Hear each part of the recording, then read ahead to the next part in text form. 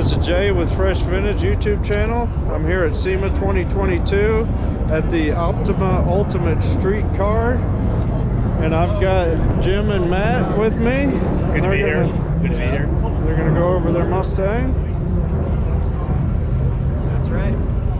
So you got a little interest in our Mustang there? Yeah, tell me about it.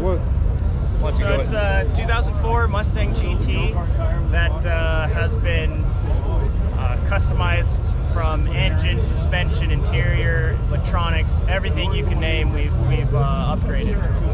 Running the Optima Ultimate Street Car Series. We're running an older platform in the modern muscle class.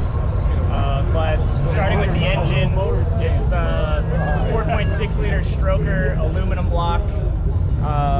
Texas block. Texas aluminum block, supercharged V8, fully forged internals, and it also is dry sump, which makes it really happy. also a dry sump motor, long tube headers, everything inside, cammed engine.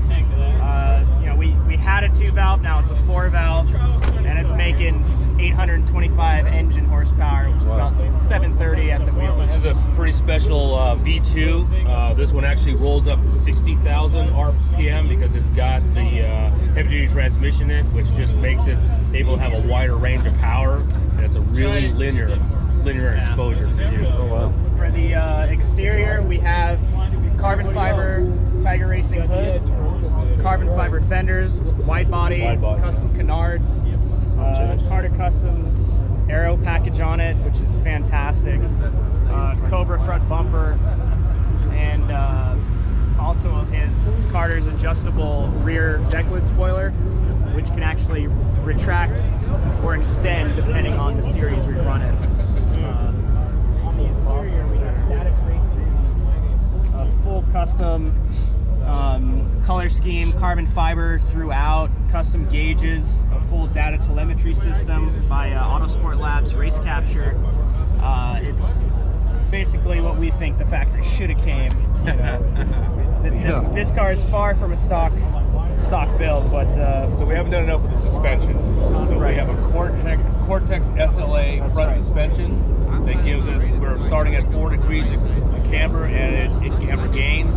That's probably worth a second or two on this car. We took out the struts.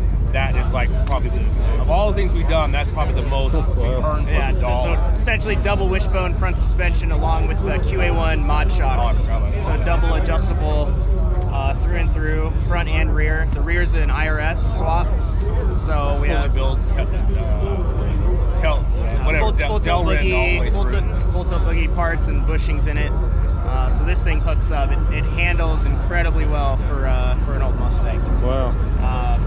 And then awesome. The big brake kit from gyro disc and full floating hats, 14-inch front, 13-inch rear. We have Ferrari F50 Brembos up front as well. A manual braking system to just take the hydro boost out, and that's so we can just modulate it a whole lot better. It worked out really well. Good. You go into our trunk, you'll find all sorts of stuff. Sneak back here. The trunk shows you. Sorry for all the other stuff that's in there. We got a dry sump oil tank, supercharger, Cooling tank. cooling sub, cool suit, and we move all this crap. Yeah, You gotta have the sub. This is well, yeah. It's an Optima car. Show To be car, honest. right? All for show. So this is now a fuel hat window. Before you had to actually drop the fuel tank to service the fuel pumps. Now we can just take a cover plate off and service the fuel pumps right here from the trunk. Nice. And then a nice custom trunk lid panel as well. We even got our own, license plate that matches. So Nice. Also, XD Stage 4 twin disc clutch and a carbon fiber drive shaft from QA1. Oh, yeah. Torsen T2R diff and 373 rear end gears. So, like I said, nothing was pretty much nothing on this car was spared there. I think untouched. this quarter panel is OEM, not much more. Oh my God. But when you're going up against the beast around here, you got to do something. But it's been a fun build. The car competes against 6th-gen Camaros, 6th-gen Mustangs, and we're right in the hunt with those guys every time. Wow. So most of the time they're chasing us. Today we're chasing them. So, but it's always a back and forth battle. So. Now, will this cool air help? Cool air helps the engine. The problem is the tarmac we're on today is very slick, and so the more horsepower you're making, the harder it is to put traction down. So unless you have all-wheel drive or traction control or stock power, it's proving to be incredibly difficult to get the power to the ground. Wow. But it's just a challenge we got to overcome. We got today to do it, and autocross tomorrow. New day, absolutely. All right, guys. Thank you so much. Absolutely. Our pleasure.